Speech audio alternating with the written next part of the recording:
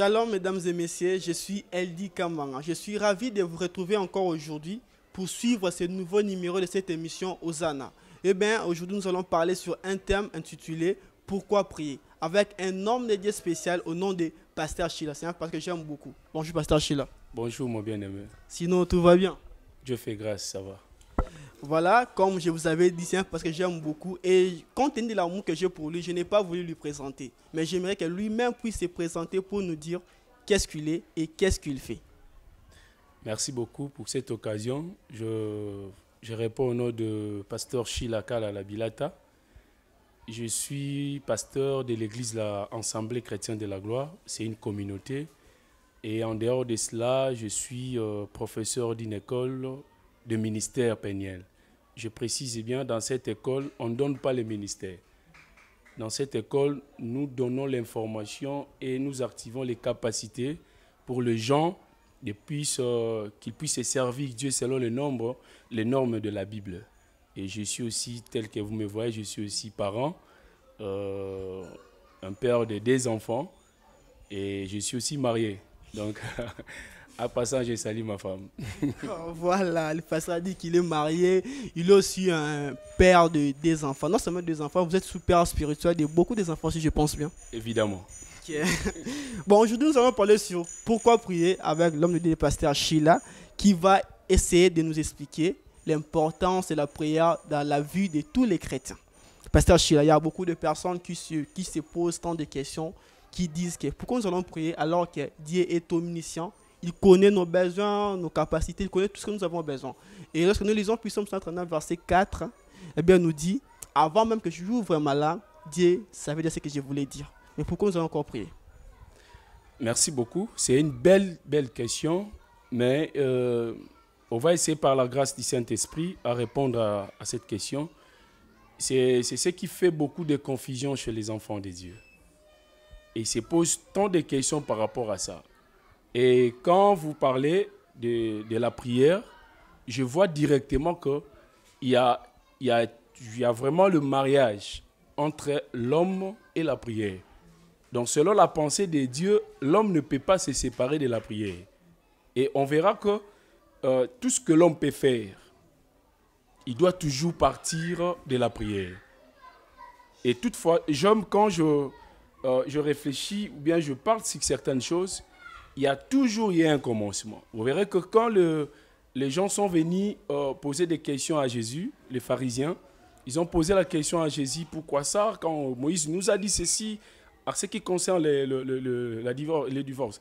Mais Jésus a dit quoi? Au commencement, cela n'était pas ainsi. C'est que toute chose qui est dans la Bible a toujours son commencement. Donc même la prière telle que nous le voyons a toujours un commencement. C'est la raison pour laquelle par la grâce du Saint-Esprit, je dirais qu'on va répondre à cette question. La prière a vraiment de l'importance dans la vie de quelqu'un. De l'importance énorme. Donc sans la prière, la personne ne peut pas se dialoguer avec Dieu. On va essayer par la grâce de Dieu de parcourir la Bible, si vous le permettez. Nous allons prendre le verset de Genèse chapitre 2.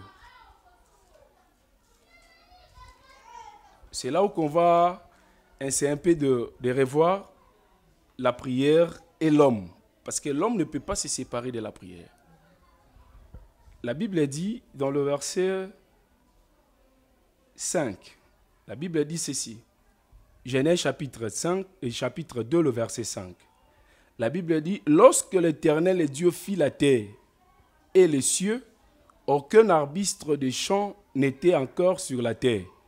Et aucune herbe de champ ne germait encore, car l'Éternel n'avait pas fait pleuvoir sur la terre, et il n'y avait point d'homme pour cultiver le sol. Le verset est clair. Dieu a créé les cieux et la terre. Mais la Bible précise, malgré cette création, la terre a subi un problème. Il n'y avait pas les arbres, il n'y avait pas des arbres, il n'y avait rien sur la terre. Mais la Bible précise la raison pour laquelle que la terre a commis ces problèmes. Il dit parce que la terre peut demeurer dans cette situation, mais Dieu, dans sa manière de faire des choses, sollicite maintenant la voix ou bien les actionnaires qui peuvent amener la terre à travailler ou bien à faire sortir ce qui a été déposé sur elle dans le chapitre 1er. Pendant que dans le chapitre 1er, Dieu a déposé beaucoup de choses. Mais toutes ces choses ne peuvent pas être visibles pendant que les deux actionnaires n'étaient pas dans le champ, bien dans l'action, pour que ce qui était dans la terre puisse se germer ou puisse se donner ou bien se produire. Et vous verrez, ces deux actionnaires, ce n'est que la pluie et l'homme. Donc, tant que ces deux choses n'étaient pas là, présents, c'est que la terre ne pouvait pas produire ce qui régorgeait en elle. Et vous verrez que si on descend dans le verset 6, la Bible dit ceci. Mais une vapeur s'éleva de la terre et arrosa toute la surface du sol. Et juste en lisant ces versets, je suis un peu curieux de savoir, le vapeur vient faire quoi dans cette histoire? Dans la création, dans ce que Dieu voulait donner à la terre, il y a la vapeur qui se présente. Mais quand je vais à l'étymologie du mot vapeur, le mot vapeur en hébreu c'est ed. Ça veut dire qu'il y a eu la présence du feu. Bien évidemment, quand il y a la vapeur, c'est qu'il y avait la présence du feu. Et quand il y a le feu, la Bible précise qu'il y avait cette vapeur a arrosé maintenant le sol. Or, quand le vapeur est présent, cela provoque maintenant qu'il y ait ressemblage, qu'il y ait vraiment la présence des nuages pour qu'il y ait maintenant la pluie. Donc, tant qu'il n'y avait pas la présence du vapeur, c'est que la pluie ne pouvait pas descendre. Or, la personne qui pouvait provoquer cette histoire, c'était que l'homme. Et il faudrait qu'il y ait la présence du feu. Or, le feu dont je parle, c'est ça la prière. Or, la vapeur est provoquée par le feu. Et cela provient de la terre pour provoquer ce qui est dans le ciel et donner le résultat sur la terre. Et tant que le feu n'est pas allumé, la terre restera stérile et restera toujours dans ses problèmes. Il n'y aura pas l'impact, il n'y aura pas la productivité. Je peux aller plus loin, il n'y aura pas aussi l'Adam, parce que l'Adam a été tiré de ces sols-là, de cette terre. Et il n'y aura pas aussi la présence des jardins dedans, parce que tout cela a été manifesté parce qu'il y avait la présence des deux actionnaires-là. Il y avait l'impact de l'action thermique du feu ou bien du vapeur, et cela a produit la pluie, et la pluie a arrosé la terre. C'est pour dire que la prière est vraiment impérative dans la vie d'un homme. Celui qui ne connaît pas l'impact de la prière, l'importance de la prière, c'est un homme mort. Et dans sa vie, vous verrez que tout restera stérile. Tout restera stérile. Parce que la terre régorgeait des choses. Il y avait des arbres, il y avait de reptiles, il y avait des animaux, mais la Bible précise ne pouvait pas donner toutes ces choses pendant qu'il n'y avait pas quelqu'un qui pouvait cultiver. Or, pour qu'il y ait cette personne qui puisse cultiver la terre, il faut qu'il y ait l'action thermique qui provient de la terre. Qui provient de la terre. Or, quand on provoque cela, le ciel dégage directement la pluie. Et quand le ciel dégage la pluie, là, il y a maintenant la fécondation. Et quand on parle de la fécondation, c'est que la terre était stérile. Il devrait subir la fécondation qui provient du ciel. Or, cette fécondation provient du ciel comme la pluie comme étant une sémence. Cela est provoqué de la terre. Cela provient de la terre. Donc, si l'homme ne prie pas, il n'y aura pas la fécondation dans sa vie. Il restera un homme stérile. La prière a une grande importance dans la vie de tout homme.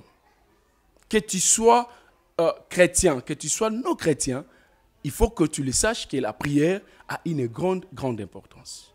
Sans la prière, tu ne peux pas vivre. Sans la prière, je peux dire que tu resteras stérile. Voilà, pasteur, vous avez dit que la prière a une grande importance dans la vie de tout homme. Oui. Mais nous remarquerons une chose dans la vie de certaines personnes qui négligent la prière, si je peux le dire, parce qu'ils prient seulement lorsqu'ils ont des situations difficiles, lorsqu'ils traversent des moments où tout va mal. Maintenant, que diriez-vous à ce genre de personnes qui consultent Dieu lorsqu'ils ont des besoins, mais sans pour autant partager l'intimité avec lui? Qu'on lise la parole dans Matthieu chapitre 6. le verset 5. La Bible dit quoi? La Bible dit, lorsque vous priez, ne soyez pas comme des hypocrites. Il ajoute dans le verset, il a cité comment un hypocrite se comporte. Si vous lisez encore le verset 7, il est dit, en priant, ne multipliez pas de vaines paroles, comme les païens. C'est que ces deux personnes, ces deux catégories de personnes sont exclues de la prière. Sont exclues de la prière. Et quand nous allons plus loin, ils disent quoi? Il dit quoi à Jésus? Jésus dit que le païen, il définit les païens. Le païen prie, il demande quelque chose. Le manger, les boire et les se vêtir. Il dit, toutes ces choses-là sont le païen qui en demande.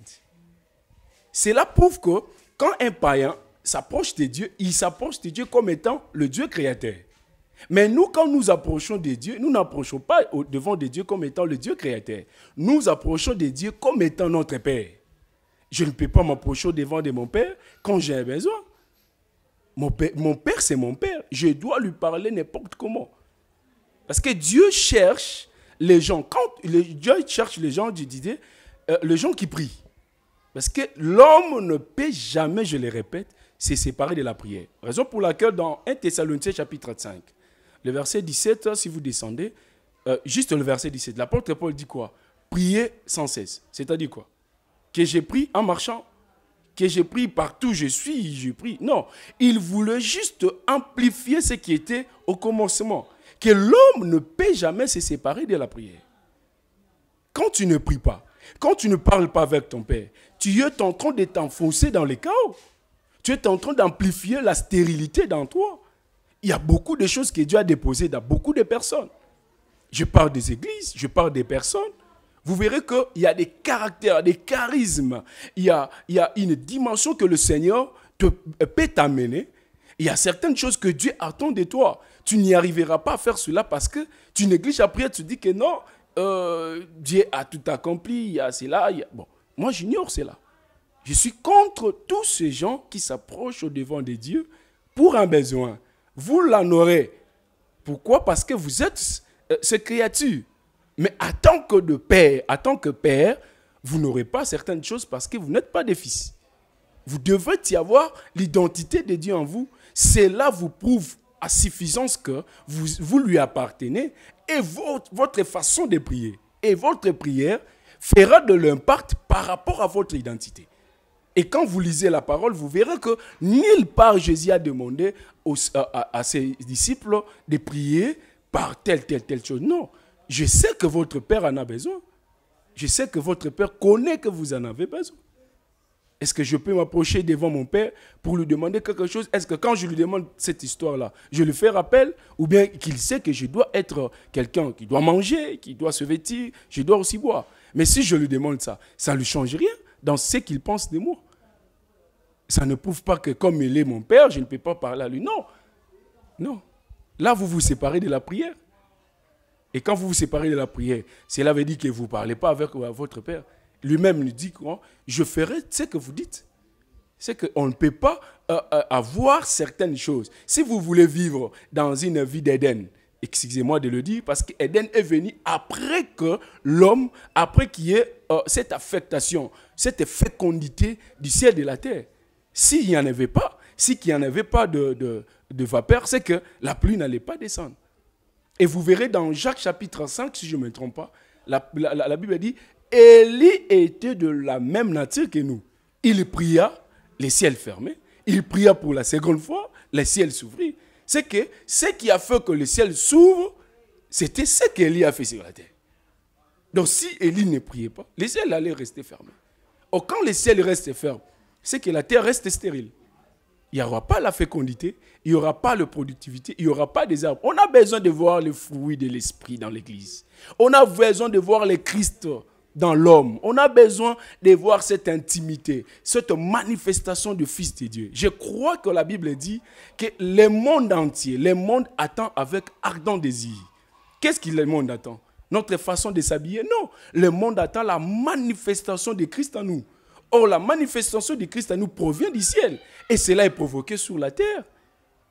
Cela fera que ce que nous demandons à Dieu, que Dieu nous puisse nous le donner. Dieu nous donnera le Christ. Le monde entend cela vraiment. Voilà, aujourd'hui on a compris pourquoi la prière a une grande importance dans notre vie. Donc, des personnes là qui considèrent lorsqu'ils ont des problèmes, en quelque sorte, ne sont pas des chrétiens, sont des païens, ou bien sont des chrétiens mais qui ne connaissent pas la bonne parole, ou bien ils ont un petit problème d'enseignement. Papa, je réponds directement. Ça serait mieux de les qualifier, parce qu'on doit savoir ces genres de personnes, ils sont où? Ils sont déjà perdus, ou bien ils ne sont pas encore sauvés, ou bien ils sont sauvés, mais qui ne comprennent pas l'œuvre ou bien la parole de Dieu. Je les invite tous, qu'ils soient chrétiens, tout celui qui nous suit, de lire Matthieu chapitre 6, qui peut commencer à verset 5 et il descend jusqu'à verset 13. Lui-même va se situer. Mais moi, à connaissance par rapport à votre question, ce sont des païens. Un chrétien ne fait pas des histoires pareilles. Un chrétien ne sait pas. Et vous croyez que quand les enfants d'Israël ont quitté l'Égypte pour aller au Canaan, Dieu ne savait pas que dans le désert, ils devraient manger. Dieu savait. Même s'ils criaient, Dieu savait. Et quand ils ont mangé, qu'est-ce qu'ils ont dit? Ils ont multiplié que de murmures. Ils ont multiplié que de murmures. Donc, tout celui qui est chrétien, il sait, il est de l'identité de Dieu. Il ne peut jamais, jamais, je le dis, se séparer de la prière. La prière, c'est comme le souffle. Donc, sans la prière, je ne viendrai pas ici. Sans la prière, je ne parlerai pas. Donc, la prière me permet de respirer, d'avoir la vie en moi. Je mange, c'est bien pour nourrir mon corps. C'est sans l'enseignement de la parole de Dieu. Mais sans aussi le souffle de vie, je ne saurais pas vivre. Je ne saurais pas vivre. Donc, il faut que les gens comprennent que nous n'approchons pas au devant de Dieu seulement pour lui demander quelque chose. Parfois, quand Dieu nous voit, il est fatigué. Excusez-moi de dire. Parce que quand, en tant qu'humain, vous voyez quelqu'un qui vient toujours, chaque fois chez vous, vous demandez quelque chose. Vous risquez même à donner les informations aux gens, aux enfants, que quand il arrive, dites que je ne suis pas là. Parfois, quand nous réunissons, Dieu croit, il voit déjà que non, les demandeurs sont venus. Non. Il doit aussi passer son temps avec ses enfants, parler de lui, passer de l'intimité avec Dieu, pour que le monde voie avec un ton désir le Christ que le monde attend. Le Christ ne viendra pas par rapport à ce que nous demandons à Dieu de vêtir, de manger. Non, le Christ viendra, se manifestera en nous par rapport à ce que Dieu dépose en nous. C'est ce que Dieu dépose en nous. Parce que ce qui bouleverse un peu le monde, c'est ça. C'est ce que Dieu dépose en nous. Que ta volonté soit faite sur la terre comme au ciel. C'est qu'il y a une volonté qui se passe déjà dans le ciel. Que cette volonté s'accomplisse sur la terre. Comment maintenant cette volonté va s'arriver sur la terre si nous ne prions pas? Comment? Dites-moi, comment? Comment la pluie peut laisser le ciel descendre sur la terre si toi tu ne pries pas? Vous ne voyez pas que si quelqu'un ne prie pas, il se sépare de Dieu. Il se sépare de la fécondité.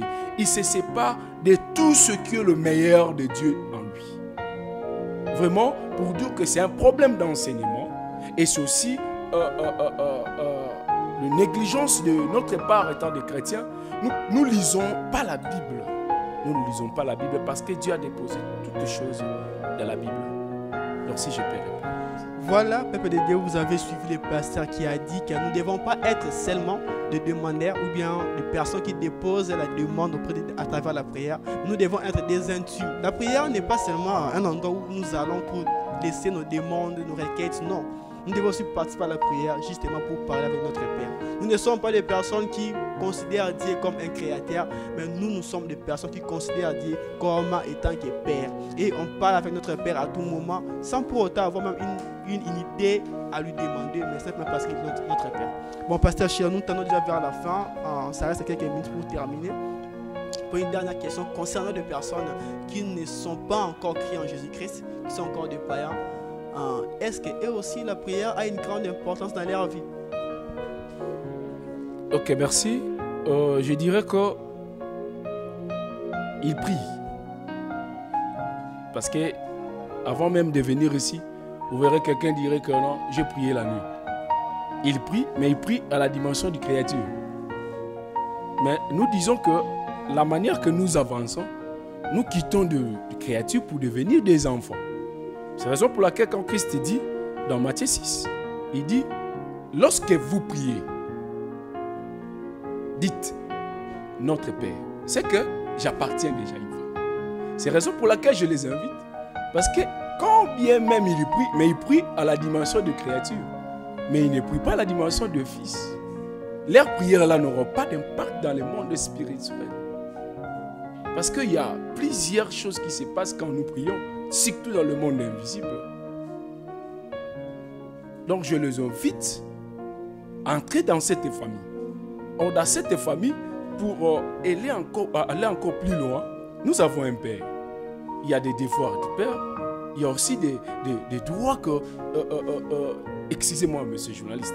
Si votre père, vous voulez que votre père vous donne des cadeaux, des histoires pareilles, vous devez aussi connaître le principe de votre père. Parce que vous pouvez connaître le principe de votre père si vous ne parlez pas à votre père. Non, c'est catégoriquement impossible. Donc le papa te dira ce qu'il sent. Il dit que non, je ne veux pas que tu rentres à la maison à telle heure. Ce sont ses principes. Mais tu le connaîtras quand tu parles avec lui. Dieu veut que nous marchions dans la sanctification, dans la sainteté. On connaîtra la manière de faire ces histoires si nous parlons avec Dieu.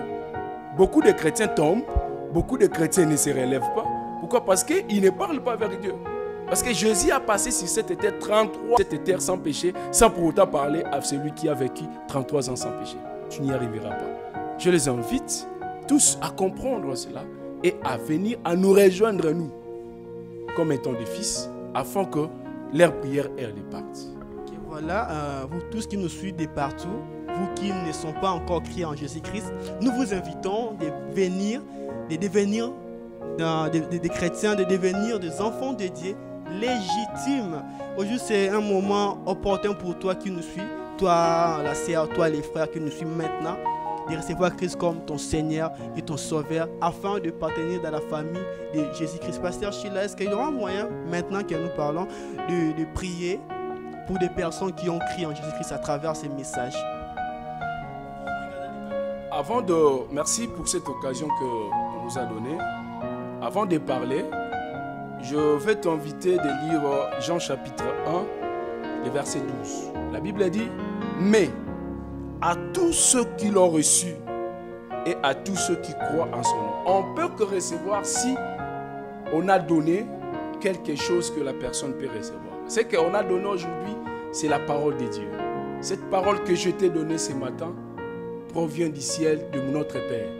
Il a dit, à tous ceux qui l'ont reçu, sont nés ni de l'esprit, ni d'une la chair et ni du sang. Il leur a donné le pouvoir de devenir enfants de Dieu. Je te prie, je t'invite, ma soeur, mon frère, à nous rejoindre dans cette famille et à me rejoindre dans cette prière afin que tu puisses jouir des avantages tout en étant enfant de Dieu. Là où tu es, j'aimerais que tu pries avec moi. Pendant ces moments que je suis en train de te parler, ouvre ton cœur, que tu pries avec moi. Que tu dises à Dieu de commencer à diriger ta vie. De prendre une décision, de laisser tout ce qui était à l'avantage du monde, tout ce qui était à l'avantage de tes désirs, de la chair. Donne ta vie maintenant à Jésus. Prends cette décision du fond de ton cœur. Décide-toi que j'abandonne cela. Dis à Jésus, j'abandonne toutes ces choses. Prie avec moi, dis Seigneur Jésus, je te donne ma vie. Je me confie à toi. Toi qui as laissé ton trône afin de racheter ma vie. Je décide aujourd'hui de te suivre durant toute ma vie. Accepte-moi dans ta famille. Au nom de Jésus-Christ, je vais prier pour toi. Que Dieu puisse t'agréer. Que Dieu puisse te recevoir dans sa famille et dans son royaume. Afin que le Saint-Esprit conduise ta vie. Afin que la puissance de la parole, que la puissance du Saint-Esprit te protège en tout pour tout. Sois les bienvenus, que le Saint-Esprit te conduise. Au nom de Jésus-Christ, j'ai ainsi prié. Amen. Amen. Gloire à Dieu parce que tu as reçu Christ comme Seigneur et Sauveur. Nous bénissons l'Éternel pour ces moments agréables. Même aujourd'hui que nous parlons, il y a une fête au ciel parce que toi, tu t'es repenti et tu as crié en Jésus-Christ. Nous voici à la fin, Pasteur Sheila. Je vais vous faire le résumé de ces messages que vous venez de parler en 30 secondes seulement. Je dirais ceci, je bénis le Seigneur pour cette occasion, pour dire que l'homme ne peut jamais se séparer de la prière. Donc l'homme ne peut jamais se séparer de la prière. L'homme restera l'ami intime de la prière. Selon 1 Thessaloniciens chapitre 5, le verset 17. Donc si tu ne pries pas, tu rends ta terre stérile et tu rends ta terre dans le chaos. Il y a des bonnes choses que Dieu a déposées en toi. Il y a des histoires que Dieu veut déposer aussi en toi. Mais cela fait que tu puisses prier et que ces choses-là soient données en toi. Provoquons vraiment cette action thermique afin que le ciel t'arrose. Sois béni au nom de Jésus-Christ. Au nom de Jésus, gloire à Dieu. Nous bénissons le Seigneur pour cette émission. Le pasteur nous a parlé sur la prière. La prière a une grande importance. Nous, étant que chrétiens, nous devons savoir que la prière est une respiration. De la même manière, nous considérons l'oxygène pour que nous puissions vivre étant que de personnes. De la même manière, nous pouvons considérer la prière étant une respiration afin que notre esprit soit toujours efficace et fort. Nous voici à la fin. Je bénis le Seigneur pour ces messages.